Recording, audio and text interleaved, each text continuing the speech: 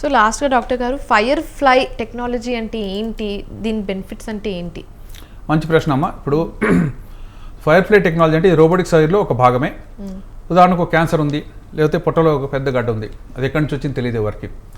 లోపలికి పోయి దాన్ని ఎక్స్ప్లోర్ చేసి చేయడానికి, దాని బ్లడ్ ఫ్లో ఎలా ఉందో తెలుసుకోవడానికి చేసేటువంటి ప్రయత్నమే ఫైర్ ఫ్లై. ఇక్కడ చూడండి, ఇది రోబోటిక్ సర్జరీ జరుగుతుంది, అంతా పింక్గా కనబడుతుంది మీకు. కానీ దీంట్లోకి మనం బ్లూ డై ఇస్తామండి, దాని పేరు ఫ్లోరెసిన్. ఫ్లోరెసిన్ ఇచ్చిన తర్వాత ఏమవుతుంది చూద్దాం.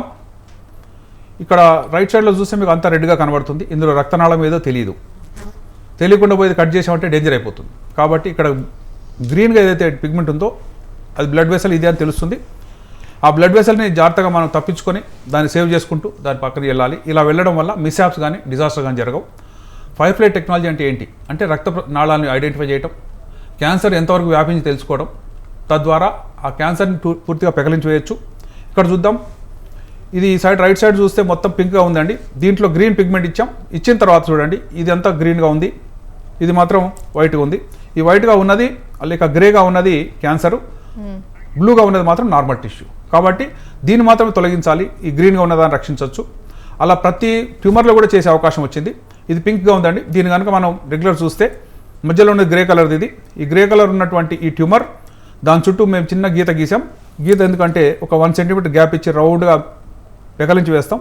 ఈ ఎక్సిషన్ చేయడానికి నార్మల్ టిష్యూ ఏంటి, క్యాన్సర్ టిష్యూ ఏంటి తెలుసుకొని ఆ ఫైర్ ఫ్లై టెక్నాలజీ ద్వారా కిడ్నీని రక్షించవచ్చు. ఉదాహరణ కిడ్నీ యొక్క పై భాగంలో ట్యూమర్ అనుకోండి, కింది భాగాన్ని లేక కింద 2/3 మనం రక్షించేసేయచ్చు. ఇది లేని టైంలో కష్టమైపోయేదండి.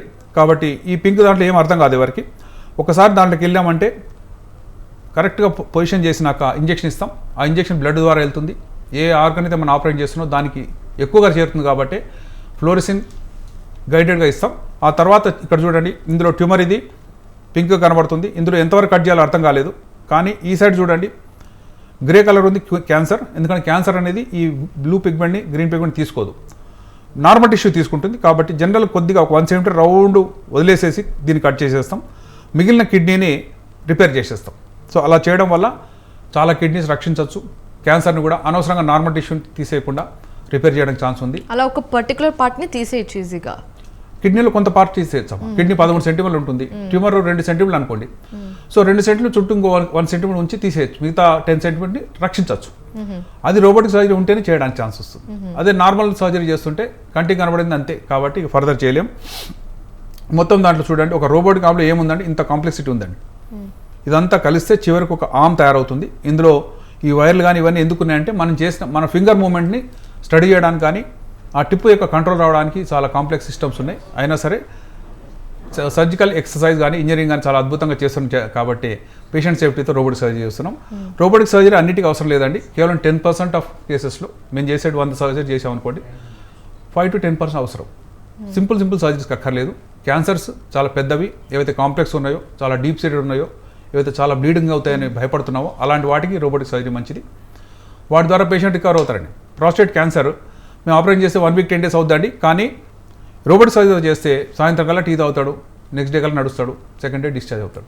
అంటే హాస్పిటలేషన్ ఖర్చు తగ్గింది, బ్లీడింగ్ కావట్లేదు, రిస్క్ తగ్గింది, రికవరీ ఫాస్ట్గా ఉంది. కాబట్టి పేషెంట్ కూడా దాన్ని కోరుకుంటున్నారు. కాబట్టి దాన్ని జస్టిఫై చేయడానికి కూడా మంచి రిజల్ట్స్ ఉన్నాయి ప్రపంచవ్యాప్తంగా. అది మన దగ్గర జరుగుతుంది, మేము చేయడానికి మేము నిజంగా మా దగ్గర చెప్పడానికి నేను గర్విస్తున్నాను. ఇలాంటి సర్జరీస్ ఇంకా చాలా రావాలని, పేషెంట్ మంచి జరగాలని నేను కోరుకుంటున్నాను.